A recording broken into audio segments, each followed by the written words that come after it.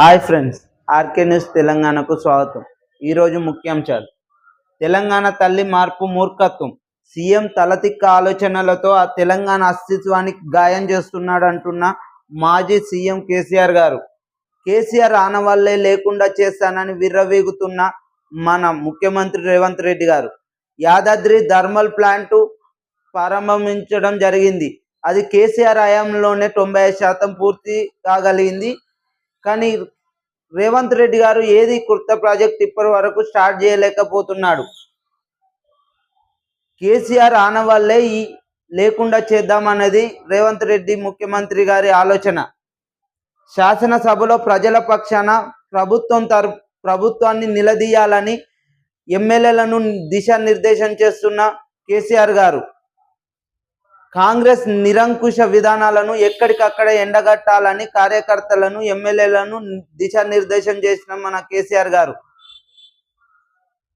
BRS party కార్యకర్తలకు మరియు ప్రజల పక్షాన కొట్లాడే నాయకులకు ఎప్పటికీ మేము అండగా ఉంటామని తెలియజేయడం జరిగింది.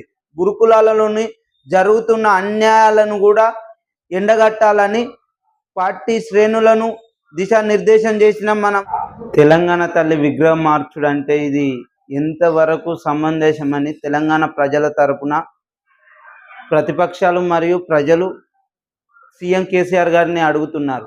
అయ్యా సీఎం రేవంత్ రెడ్డి గారు, తెలంగాణ తల్లి విగ్రహం కేసీఆర్ కోసమో కేసీఆర్ పార్టీ కోసమో కాదు.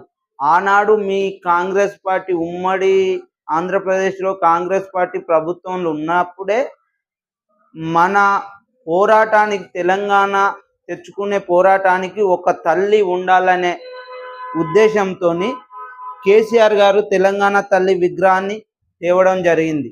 రూపుదిద్ది కళాకారులతోని ఒక విగ్రహాన్ని నిర్మించడం జరిగింది. కానీ ఇవాళ మీరు ప్రభుత్వంలోకి వచ్చి కేసీఆర్ మీద ఉన్న కక్షపూరితమైన విధానాలతో తెలంగాణ తల్లి రూపురేఖలను మార్చడం ఇది ఎంతవరకు స్వభావం?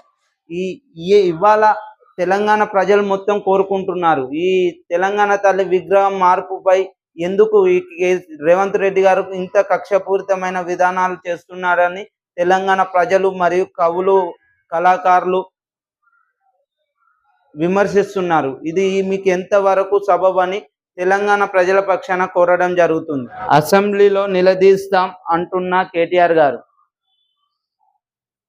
గురుకులాలలో జరుగుతున్న అధ్వాన పరిస్థితులు మరియు ఏడాది పాలనలో కాంగ్రెస్ చేయని పనుల గురించి నిలదీద్దామని ఎమ్మెల్యేలను మరియు పార్టీ కార్యకర్తలను దిశానిర్దేశం చేస్తున్న కేటీఆర్ గారు లఘుచర్లలో జరిగిన బాధిత కుటుంబాల తరపున మరియు 6 గ్యారంటీలు అమలు చేయని పక్షాన ప్రజల పక్షాన మనం అసెంబ్లీలో ప్రతిపక్షం తరపున ప్రభుత్వాన్ని ఎండగట్టాలని ఎమ్మెల్యేలకు దిశానిర్దేశం చేస్తున్న కేటీఆర్ గారు. ఇలాంటి మరెన్నో వీడియోస్ కొరకు ఆర్కే న్యూస్ తెలంగాణను సబ్స్క్రైబ్ చేయండి, షేర్ చేయండి. మీ సపోర్ట్తోని ఇలాంటి మరెన్నో వీడియోస్ తెస్తానని కోరడం జరుగుతుంది. ప్లీజ్.